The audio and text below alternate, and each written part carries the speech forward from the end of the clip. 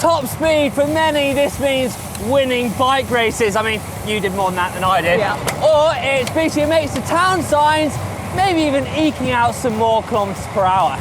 Well, in this video, we're going to give you some pointers on how to reach your top speed goals. Does that mean you're going for the land speed record? Maybe one day. Oh. But how do we do this? What's the easiest way? Well, I guess to find a big long downhill and draft a car. A little bit dangerous though, but how do we improve our top speed on the flat? More power? Well, we do get to a point where we plateau with our power. Yeah. So what happens then? Well, as pro cyclists, we're always finding little marginal gains to improve our top speed in a sprint. So, in this video, we're going to share them with you. And we picked out just a few to share with you. Does that mean I get to see my Superman? No, no Supermans, no dangerous ones today. Oh.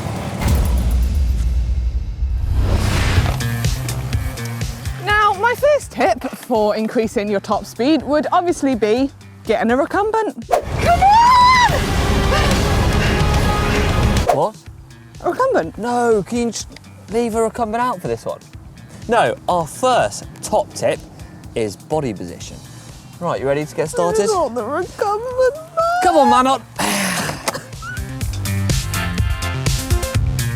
Right, let's start off with a nice, easy one. And the great thing about this one, there's no extra VO2 efforts involved. Oh yeah. No max efforts. And also, the great thing about this one as well is it's free. So you don't have to fork out and buy any more swanky upgrades.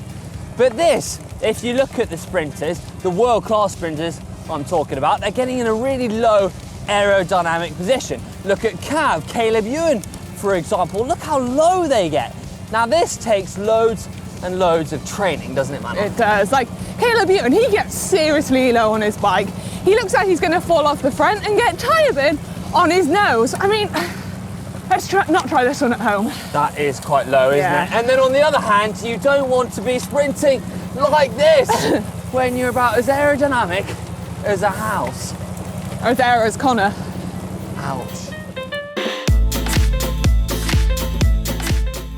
So why is it so important and beneficial to be more aerodynamic when you're looking for more speed? Our biggest competitor as road cyclists is the wind in the air density. We're always looking at ways to cut through the air that bit quicker, make us a bit more efficient.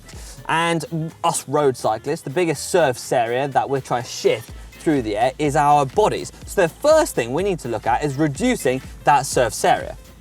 Go smaller, lower, thus being able to cut through the air quicker, accessing more speed without adding more power. Win-win, hey Manon? Hey. So what do we need to think about when adapting our position? You want to be as low and as small as you can. Bring your head down and remember to keep looking at where you're going, because when you're sprinting at high speeds, that's very important. Keep your elbows in, your back as flat as possible, and bring yourself forward on the bike. Now these things, they might sound easy, but when you're sprinting full gas, using all your energy to push through those pedals, they can be easily forgotten about. Now what you don't want to do is compromise your power output by putting yourself in a position that you can't put the power out. So try engaging your core and get a nice strong upper body. That way all the power you generate is going into forward motion. It's great to add some sprint drills into your training.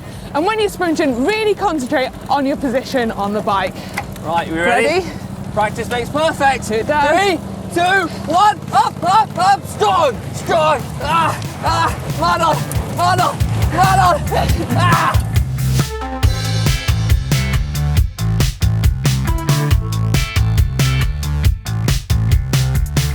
The next force that we are fighting against is friction, specifically from our tyres.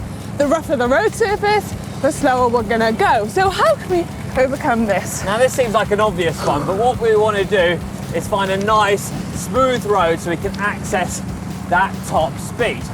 If you find it a rough road, you're going to have wobbles in your power. It's far easier to keep a nice even power throughout when you've got a nice smooth road. Hey Manon. It is. Now it's more difficult when it comes to racing, but in training we can pick and choose when to do our sprint. I always find I could eke out a few more watts and get a higher peak power when I was on a slight downhill gradient and sprinting. Now I'm not talking a 10% gradient, 1 or 2% like this road here. Just used to get a few more watts out, you know? I like it. You wouldn't know.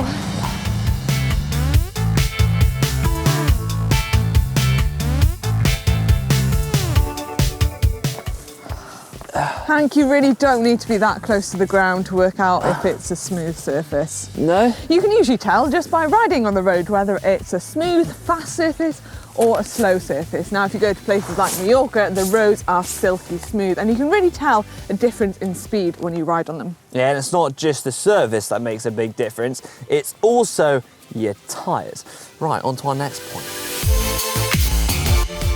The first big swap you can make is going from your bulky winter tyres to your nice smooth summer tyres. And Ollie actually did a video on this recently comparing the two, so go check that out because Ollie knows a bit better than I do about tyres. Yeah, that's probably true, but it's not just tyres that can add a bit more speed, but it's also what goes in the tyres. Now you could go for the heavy duty inner tubes that last a bit longer and that's good for durability, or if you're looking for top end speed, which we are, you could add some latex inner tubes or go the whole hog and go tubeless. What is it? Saving more watts, adding more speed. Love it.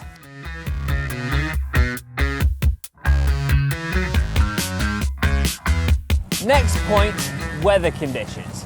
Now we have to stress, and I'm going to repeat this, do not sprint into a headwind. You're just not going to get top speed, are you, Manon? No, it has to be one of the worst feelings, doing a full gas sprint effort into a block headwind and you're going snail's pace. When you're looking for that top end speed, check the wind, make sure it's on your back.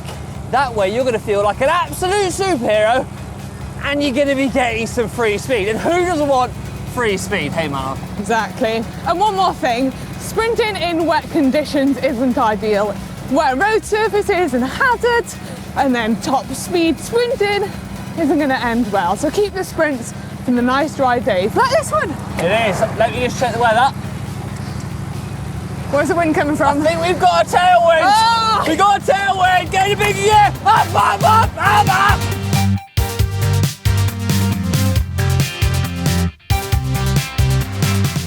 When you're out on a group ride or on a club ride, make use of the riders around you.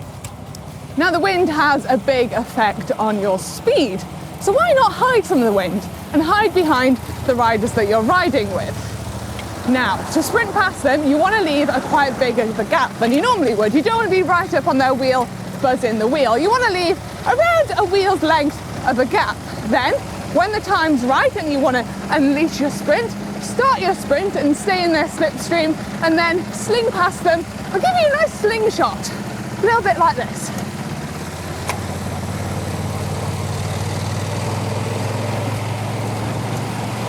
Hey! Manon, you beat me!